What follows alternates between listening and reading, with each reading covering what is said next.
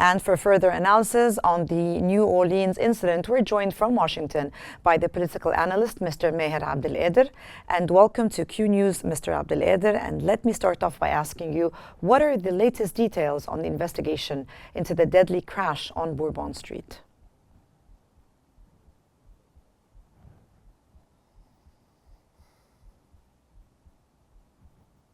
عايز نتكلم دلوقتي ولا Can you hear me, Mr. Abdel Qader?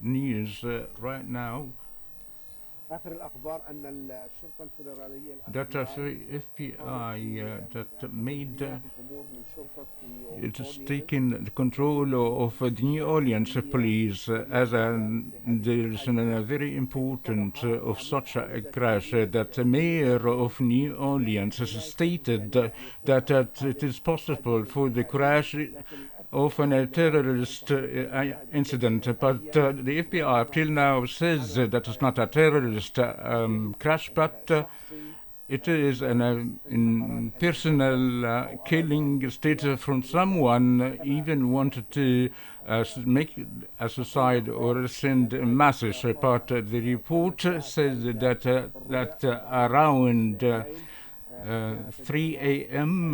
During the gathering of thousands of the people in a district that is known, one of the most famous district, the French district, and in New Orleans state.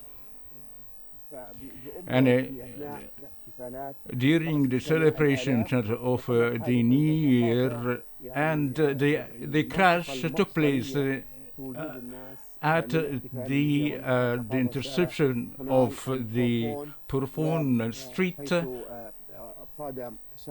and that a person that drove very fast and started to crash with the people, and the news said that 330 fatally, or rather 30 were injured, and 2 of the police were wounded.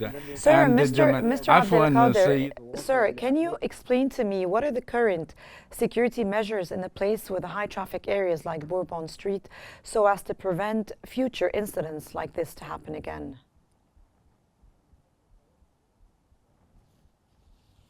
It is very difficult. It is normal for the people doing making a celebration. The police will be surrounding the gathering. According to the police of New Orleans, 300 policemen were deployed to impose the security in general in a bid to protect the people, but were distributed among the thousands of the people, and they were centered that made the crash easy to happen. And the man that drove by his vehicle driving so fast that it was very difficult to deal with that for someone intended to kill and make suicide. But the police swiftly dealt with the man. Even he was wearing a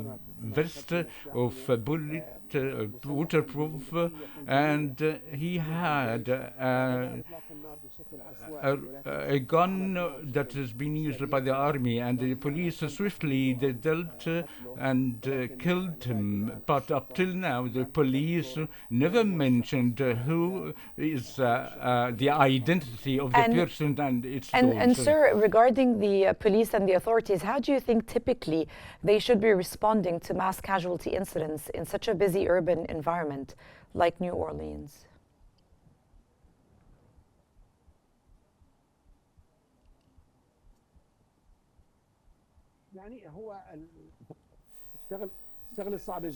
The matter is very difficult for the USA in the year 2024 that حادث في أمريكا witnessed around 600 crashes, منهم uh, حوالي 400 among of which around 480 in schools in the USA. And America has the 500,000 of guns in the hands of the people, but the police is relentlessly try to dare to limit that sort of attacks. But there are too many people that suffering from the psychiatric problem.